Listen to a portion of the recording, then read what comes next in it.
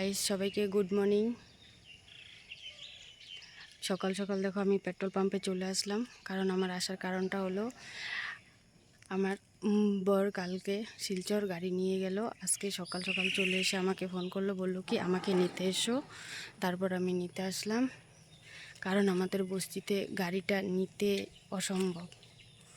ওখানে গাড়িটা নিলে মানে অনেক কাদা, বৃষ্টি হলে গাড়িটা আর বের করা যায় না। ওই যে দেখো দুজনে মিলে গাড়িটা ধুয়ে নিচ্ছে, কারণ নিজের কাজ তো নিজেই করতে হবে, অন্য কেউ তো আর করবে না। দেখো এই যে দেখো, এই যে যেটা হোয়াইট গেঞ্জি পরা ওটা হলো আমার বর, আর ওর সাথে থাকে এই আরেকজন। দেখো ও গাড়িটা ধুচ্ছে দুইজনে মিলে। দেখো আরও অনেকগুলো গাড়ি দাঁড়িয়ে আছে। দেখো পুরো গাড়িটা দেখাচ্ছি তোমাদের। ওরা গাড়িটা ধুচ্ছে। দেখো একজন জল মারছে, আরেকজন হাত দিয়ে গাড়িটা থেকে ছাপা করছে। কি করবে, নিজের কাজ তো নিজেই করতে হবে না। দেখো গাড়িটা ধুয়ে একটু পরে বাড়ি চলে যাব আমরা। এই যে দেখো আরও অনেকগুলো গাড়ি দাঁড় করানো হয়েছে এখানে, কারণ পেট্রোল পাম্প তো, তার জন্য অনেকগুলো গাড়ি এখানে রাখা হয়। দেখো আর আমি একটু কী করবো, হেঁটে হেঁটে একটু ভিডিও করছিলাম। দেখো তোমরা সবাই, এই যে দেখো পেট্রোল পাম্পটার আশপাশ তোমাদেরকে দেখাচ্ছি। একটা কত বড় জাম গাছ রয়েছে, অনেকগুলো সুপারি গাছ রয়েছে।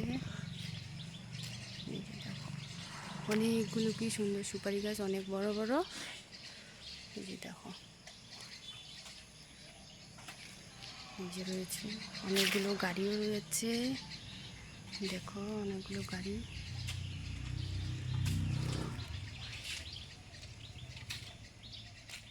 ওরা দুজনে মিলে গাড়ি ধুচ্ছে, আমি হেঁটে হেঁটে একটু সকালবেলার একটু মজা নিচ্ছিলাম। দেখো কি করবো আর।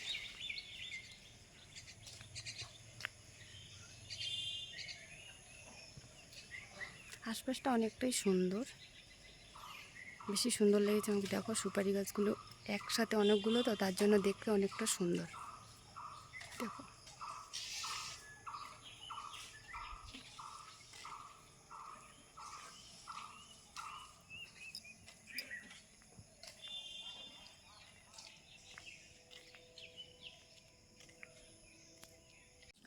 এই যে দেখো এখান থেকে জল নিয়ে গাড়িটা ওখানে ধুচ্ছে।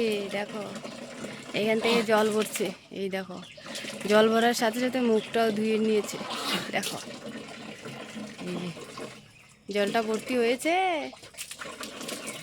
হয়নি এখনো। দেখো এই যে দেখো এখান থেকে জলটা নেবে, আর ওখানে দাঁড় করানো আছে, গাড়িটা ওখানে ধুবে। দেখো এই যে এই দাদাভাইটা গাড়িটাকে পরিষ্কার করছে। কি করবে, তো নিজের গাড়ি তো নিজেই ধুতে হবে না, নাকি বলো দাদাভাই?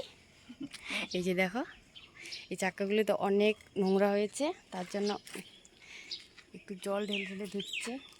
এই যে এটাকে পরিষ্কার করা হয়ে গেছে, একটু পরে আমরা চলে যাব বাড়িতে। দেখো এই যে দাদাভাইটা।